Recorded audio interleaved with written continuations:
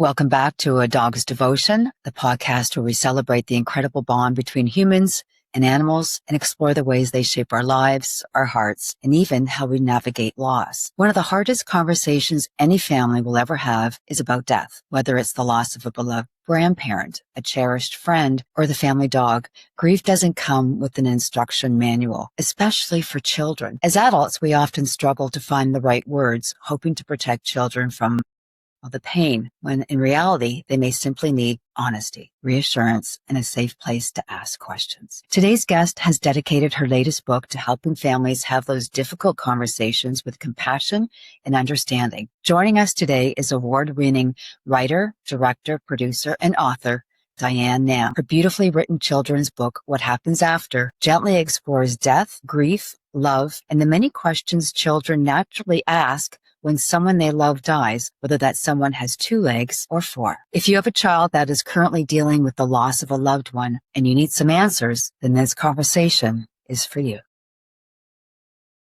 Diane, thanks so much for joining me today on A Dog's Devotion. I really appreciate your insight. Your background is incredible, as I mentioned in my intro, and to talk about a topic that I think is really important and not really discussed much. Well, thank you, Carla, and I very much appreciate being asked to be on your show.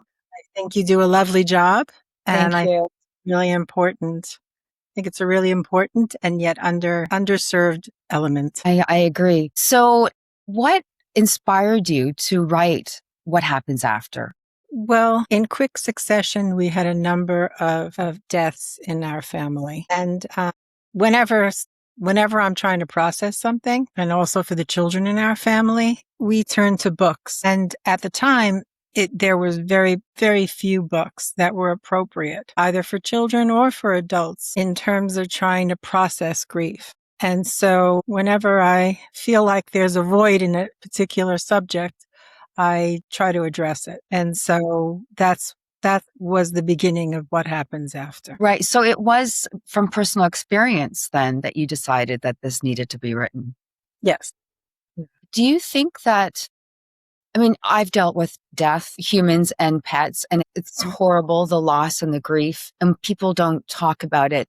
I can't imagine what it's like for a child to lose a sibling, a parent, a grandmother, or a family pet. Do you think by writing a book and having kids read this, it helps them understand and have a conversation with their parents? Without question. I mean, it is, and it's something I say whenever anyone dies or whenever a pet dies, is that there really are no good words. There's nothing that will fix the feeling. And as I said, also, loss is a universal. Everybody loses somebody or something. But grief is very, very individual. And there genuinely is no timeline, and there genuinely is no way to express yourself completely. And I think children in particular have trouble finding the right words to express how they're feeling. And so I think that this book helps you start another conversation, that once you read it with a child, or you read it and the child reads it again to themselves, it gives them the words because it validates their feelings. It validates the fact that they don't know what to say, and that they are having a lot of big feelings, and that they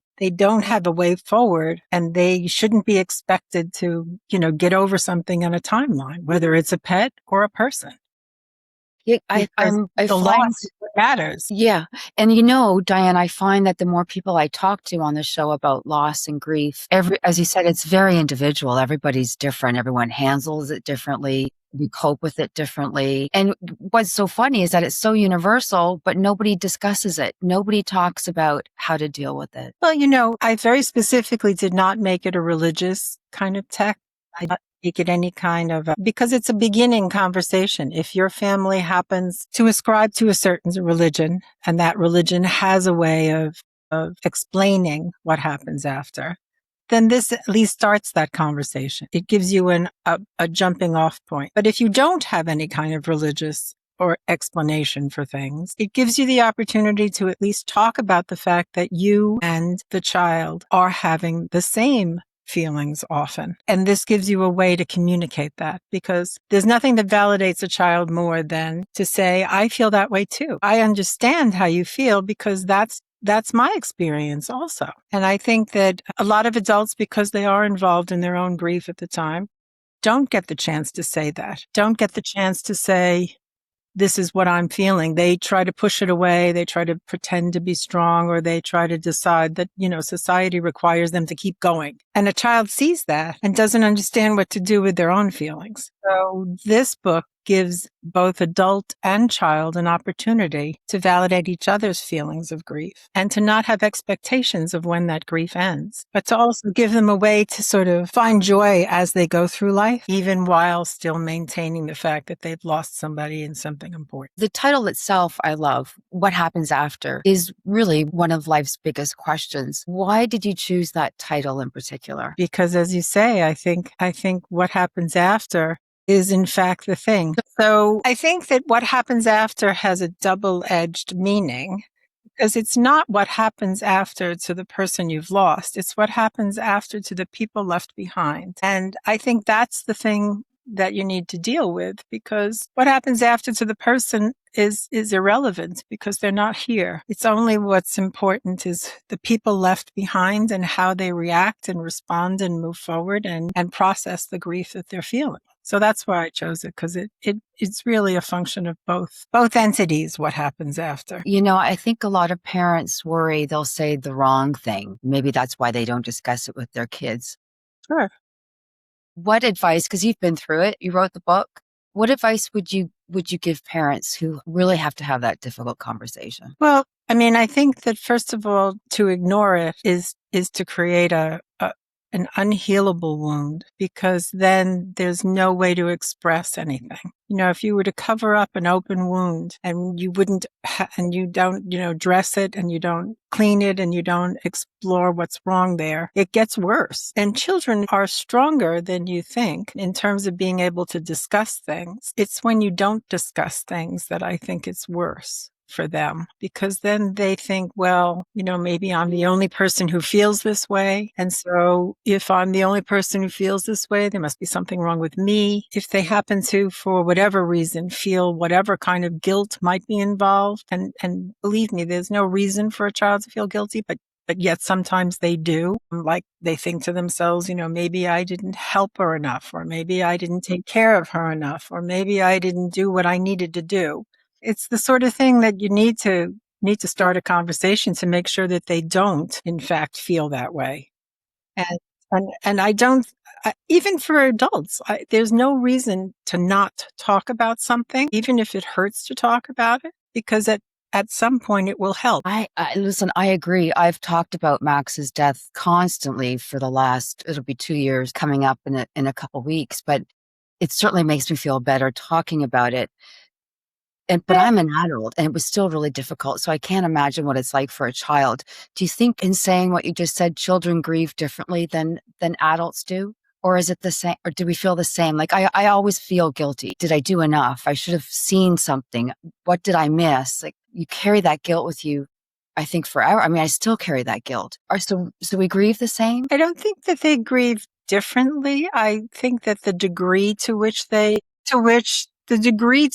can express the depth of their grief is probably more limited. So it's important to just let them know that they're, as I said, that you validate the feeling by feeling it yourself. But also, I do think that the book gives adults and children a way of trying to incorporate the memories of the thing that they loved into their daily life, so that the loss isn't forever. The loss is forever, but the feeling of sadness isn't forever. Because I'll give you an example. For instance, I lost my mother, my father, and a young member of the family, and then a pet, all within the same, time period. And, devastating as that may have been for me, it was pretty devastating for the children in our family too, because it was just one right after the other. And the thing that gives me solace is that I have associated certain things with my parents, so that when I see a rainbow, I do think of my mother, because a rainbow appeared right after she died. And when I hear certain songs that my father used to sing to me, and they just manage to, they come into the radio without my requesting them, I think to myself, okay, so now my father is visiting.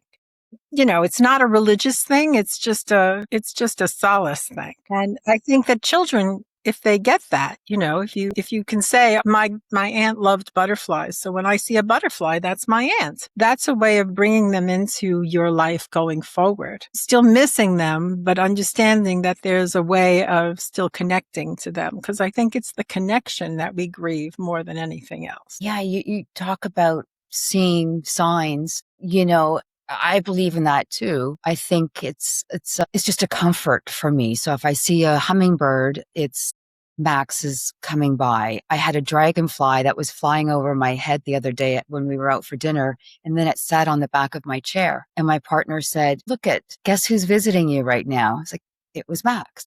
And I have a little altar set up beside my bed where I've got his ashes, and I collect things. So I collect feathers, and when I go to the beach, I grab shells and anything else I can find, because I know Max loved the beach so much, and it just gives me joy thinking, oh, this is for Max. So I have all of these things. For me, that gives me comfort. It's interesting you brought that up. That would be great for kids, wouldn't it be, to see a rainbow and go, there's Granny saying hello, or to go to the beach and pick up a shell. Right. I mean, because as I said, there's no way to tell where they are and what they're doing, and if there is anything else after the body is gone. But it's in your heart that they live, and it's in your mind that they live, and the connection you had with them is what matters.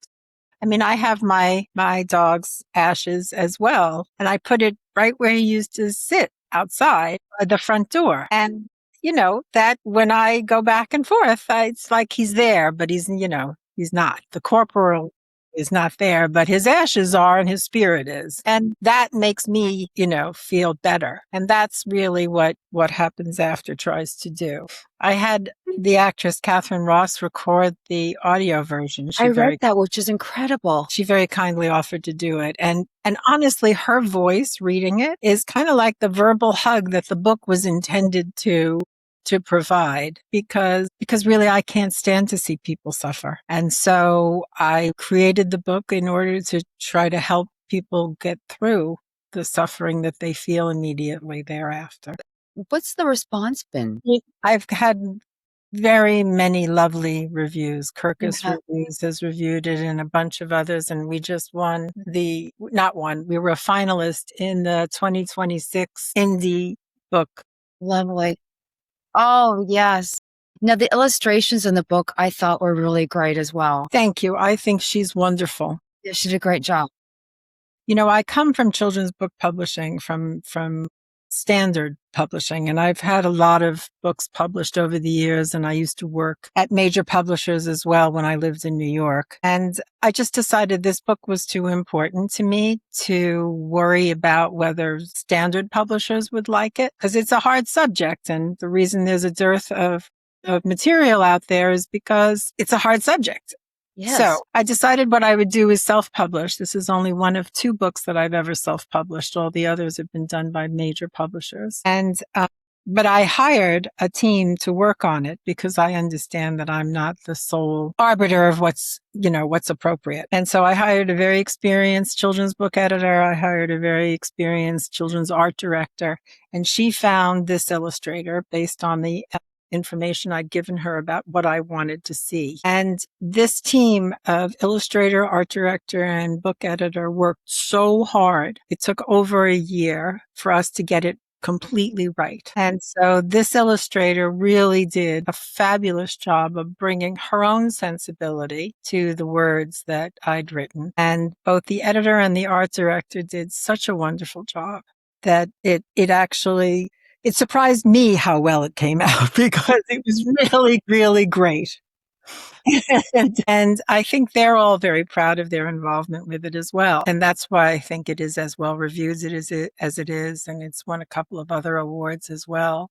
And I know that from personal experience, when a child reads it, they have told me, because a number of children in my circle have lost grandparents, great-grandparents, pets. And I give it to everyone who has suffered a loss. And I'm told repeatedly how much it helps. And then immediately a child will go and do something, if not suggested in the book, then suggested by the book. So, for instance, very recently, a friend of mine, her husband died and the children were very close to him and they had a copy of the book already. And immediately they read the book and then they wrote pictures. They wrote letters and pictures to provide at the services so that they could put it with their grandfather because that was their way of maintaining a connection to him. So, if you give children the opportunity to understand how they're feeling and what they need to do to change that feeling or to process that feeling,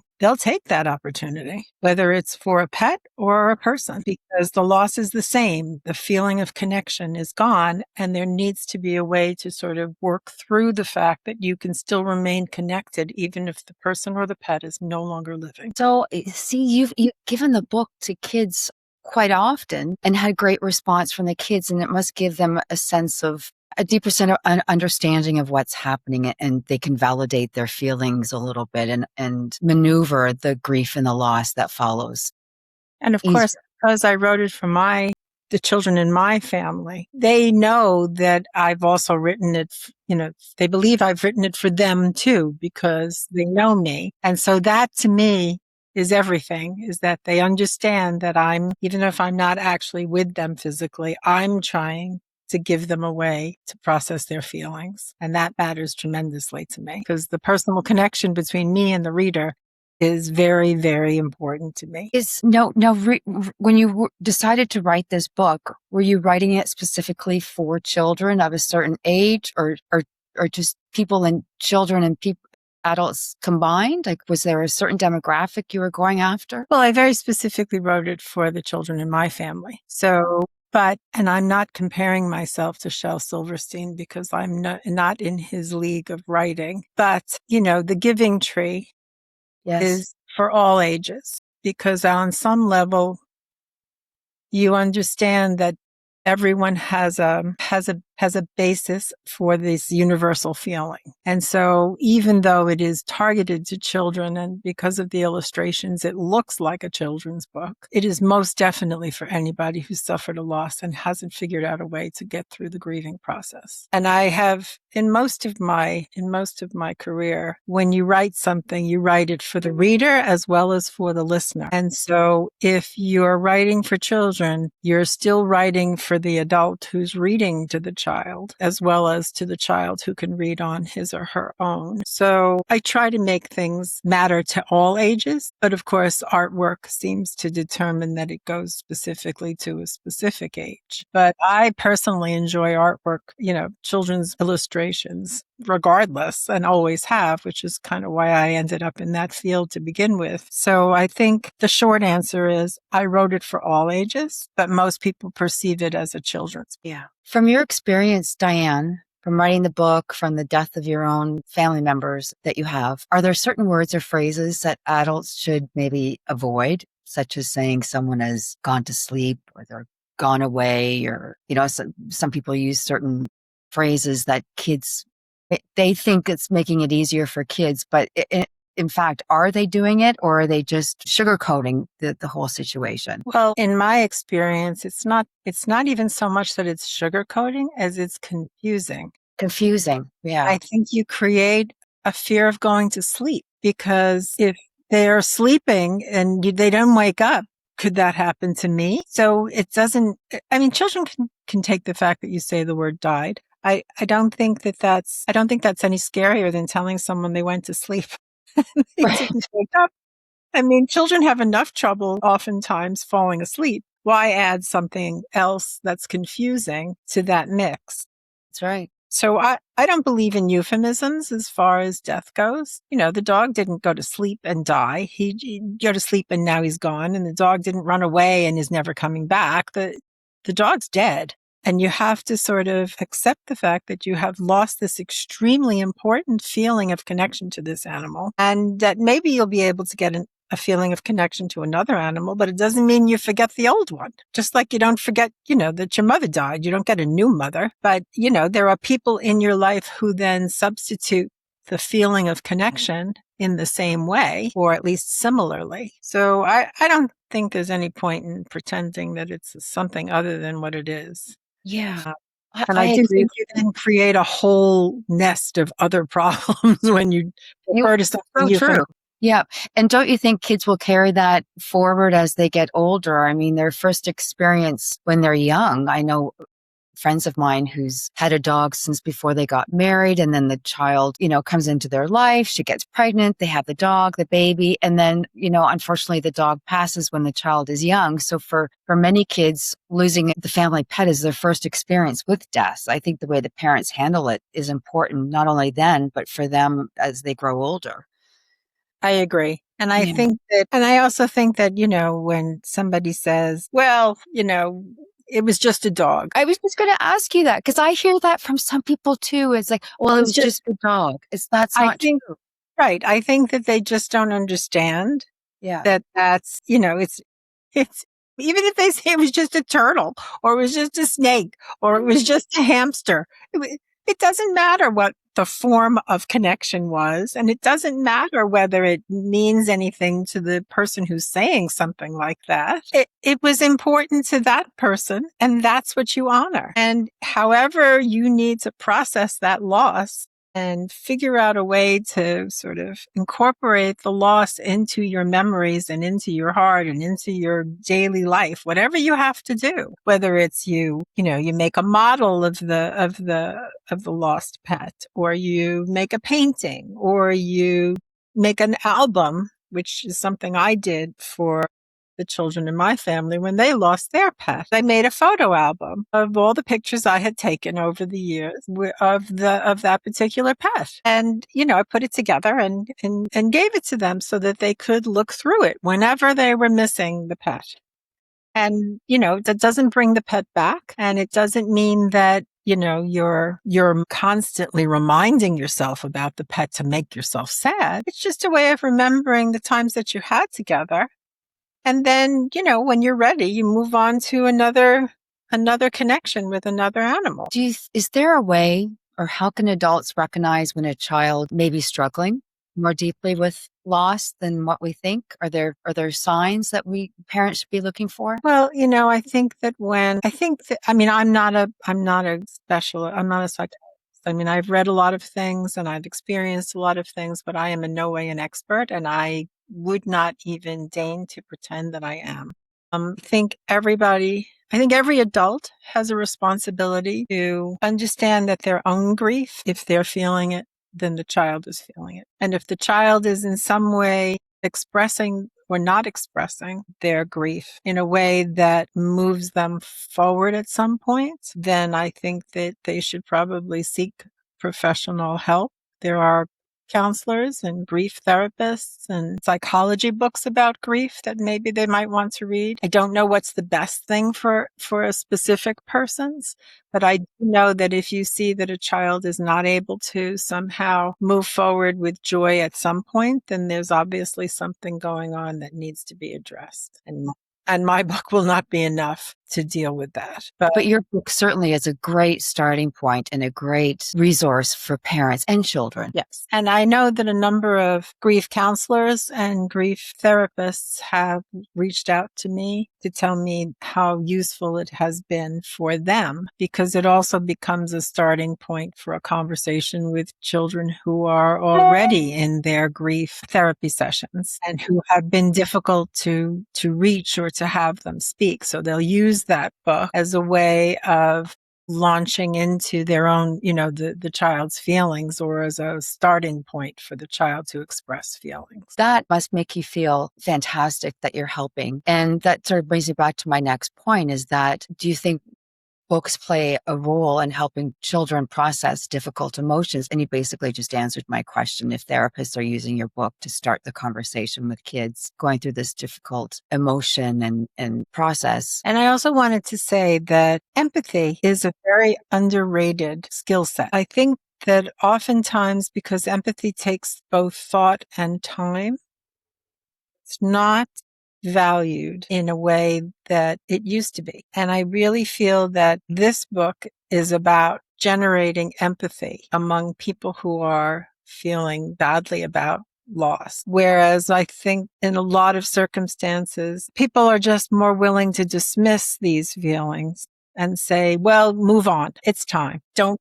bother, don't stop your life because you're still feeling. Well, I mean, I don't believe that there's a timeline for grief. I don't believe that there's a deadline for grief. And I think that most people who develop empathy in their lives understand that. And I hope that this book does, in fact, generate empathy. May or may not be. I see you have. Do you hear my dog? Ew. What is this dog? What is it? I'll show you him. I just got him. He's a rescue from, he's actually a rescue from Miami.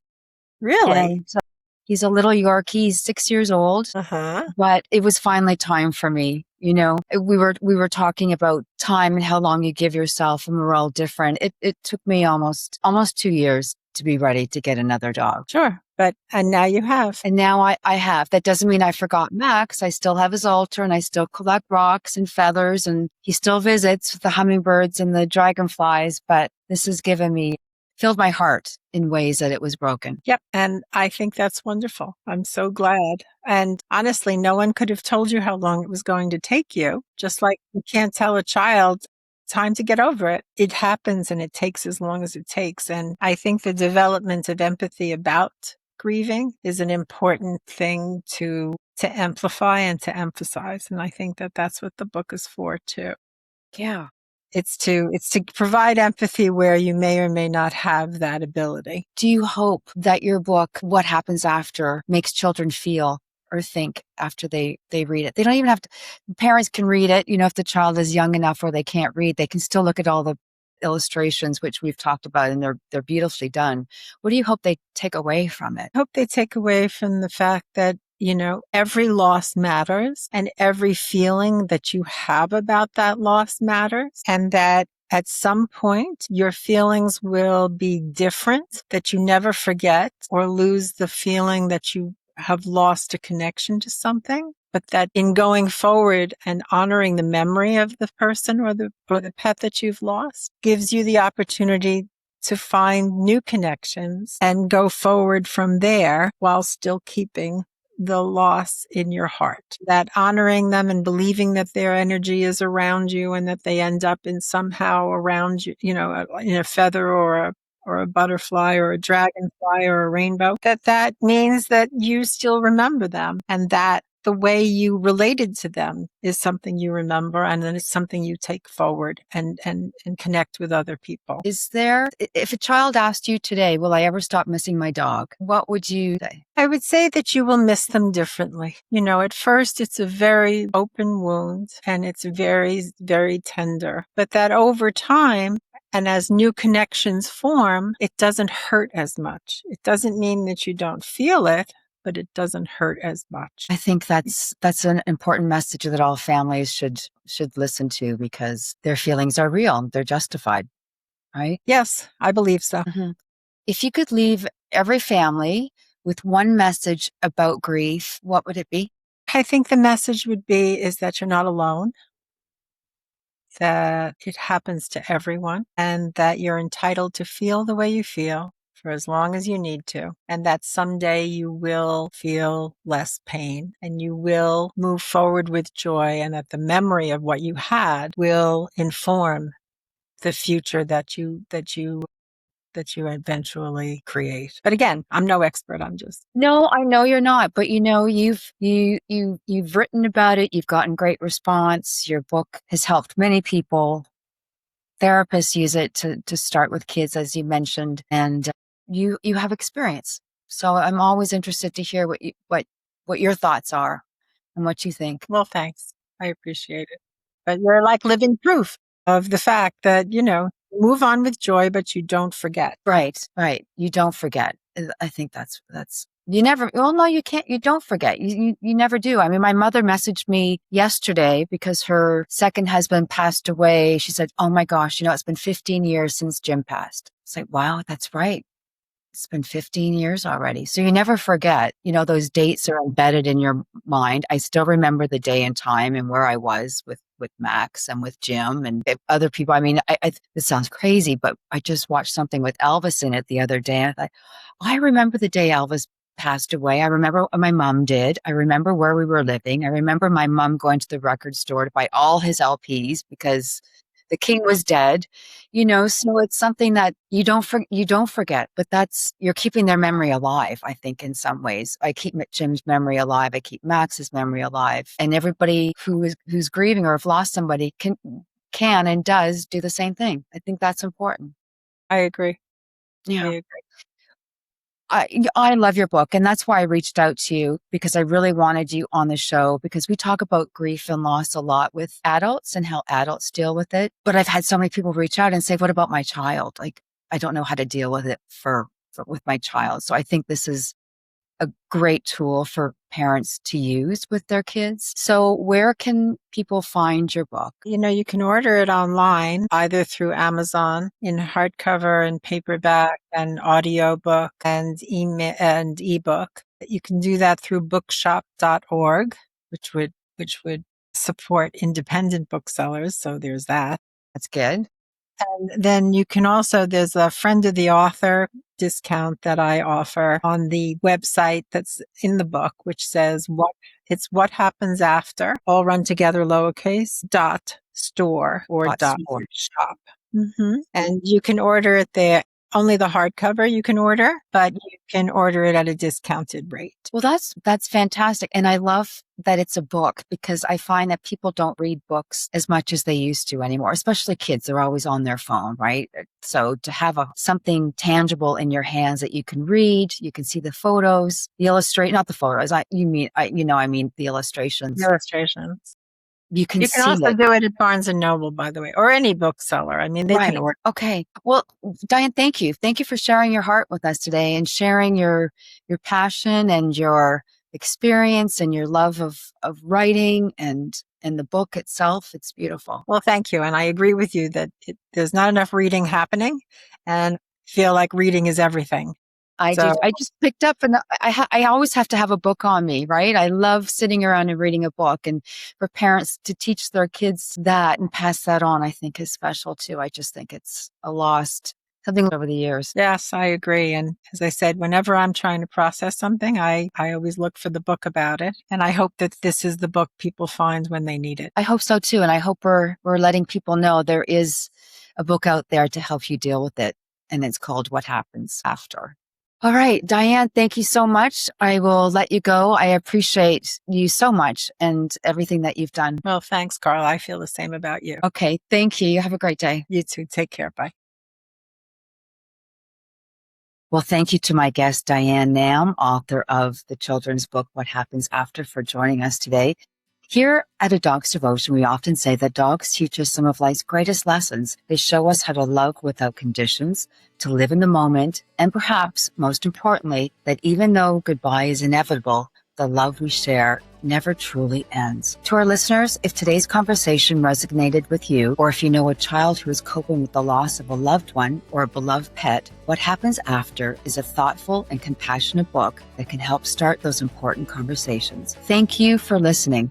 Please subscribe to our channel, like our episodes, and spread the word of A Dog's Devotion to other dog lovers. Until next time, hold your loved ones close, treasure every moment, and remember, love never really leaves us. It simply changes the way it lives in our hearts. I'm your host, Carla Basaki, and this has been A Dog's Devotion.